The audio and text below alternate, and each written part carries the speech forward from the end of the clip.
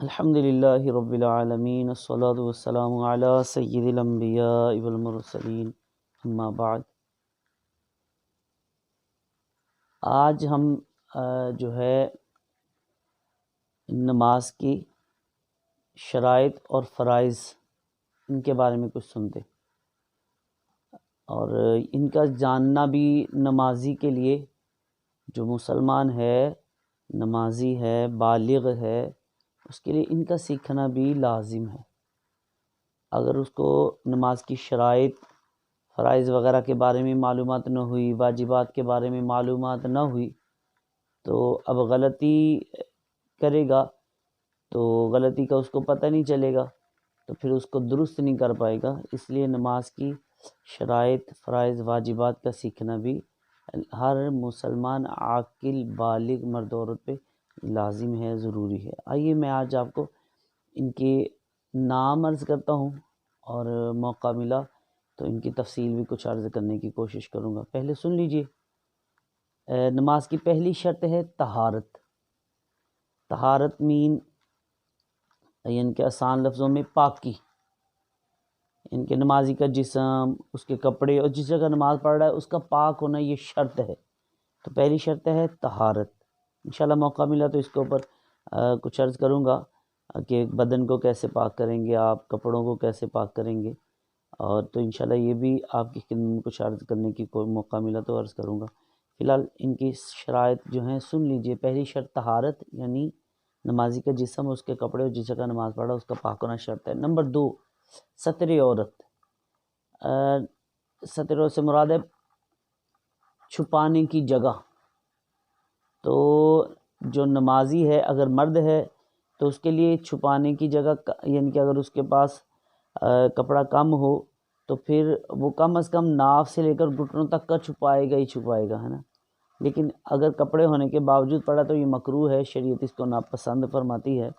تو یعنی کہ لیکن ستر جو ہے، جو ستر چھپانے کی جو جگہ ہے، نماز ہو یا نماز سے باہر، تو ناف سے لے کر گھٹنوں تک کا ہر وقت چھپا رہنا یہ لازم ہے، ضروری ہے۔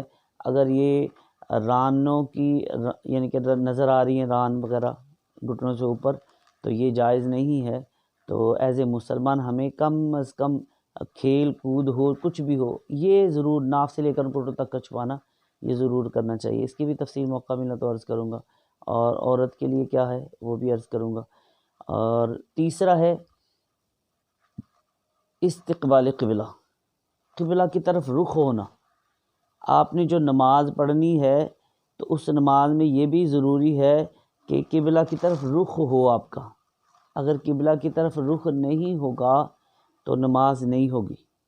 قبلہ کی سمت، ڈائریکشن کسی سے پتہ کر لیجئے، اگر قبرستان ہے تو اس کے ذریعے سے بھی پتہ کر سکتے ہیں، مسجد ہے تو اس کے ذریعے سے بھی یہ معلومات ہو سکتی ہے۔